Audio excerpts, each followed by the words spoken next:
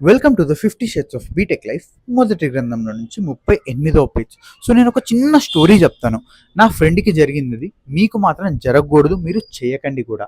అసలు ఏంటంటే మా friend most of the thing, first thing, మనకు బీటెక్ వెళ్తున్నాము అంటే మనకు ఒక శాలరీ ఎక్స్పెక్టేషన్ ఉంటుంది అండ్ ఉండాలి కూడా. నౌ ఆ శాలరీ ఎక్స్పెక్టేషన్ ఏంటి అంటే ఎంతో హైలో పెట్టుకుని, లేదా ఎవరినో వాళ్ళకి అంత వచ్చింది కదా నాకు అంతే రావాలి అని పెట్టుకుంటే తప్పు.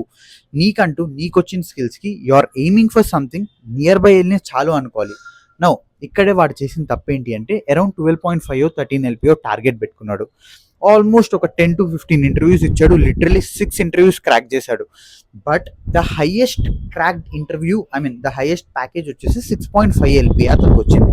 నౌ జాబ్ మరి తీసుకున్నాడు అంటే డెఫినెట్లీ నాట్, డైరెక్ట్లీ రిజెక్ట్ చేశాడు. అన్ని 6 ఆఫర్స్ రిజెక్ట్ చేశాడు. ఎందుకంటే 6.5 హ్యావెస్ట్, దాని తర్వాత మీద 3.5 అలా ఉన్నాయి. నౌ ఆఫ్టర్ 3 years నేను అతన్ని కలిసినప్పుడు జస్ట్ ఇలానే డిస్కషన్ అవుతున్నప్పుడు ఎంతరా శాలరీ అని అడిగితే 7.5 అన్నాడు. అదేంట్రా నీకు అప్పట్లోనే 6.5 వచ్చింది కదా అంటే, నేను అవన్నీ రిజెక్ట్ చేశాక తెలుసు కదా.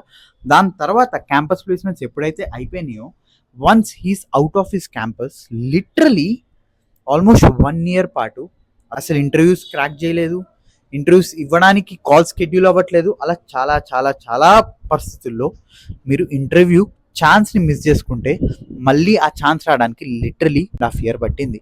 1.5 year తర్వాత కూడా ఆఫర్ వచ్చింది కదా, శాలరీ మరి బాగుందా అంటే లేదు. నీకు 2 years ముందు ఏదైతే ఆఫర్ వచ్చిందో అదే ఇప్పుడు వచ్చింది అండ్ నువ్వు చేస్తున్నావు అది. సో మేక్ షూర్ ఆఫర్ వచ్చినప్పుడు ఫస్ట్ థింగ్ మీరు దాన్ని గ్రాబ్ చేసుకోండి. దాని తర్వాత మీ ఎయిమ్ కోసం రన్ చేయడం ఇస్ ద బెస్ట్ ఆప్షన్ అని నేను అనుకుంటున్నాను. మీరేమనుకుంటున్నారో let me know in the comments. Bye.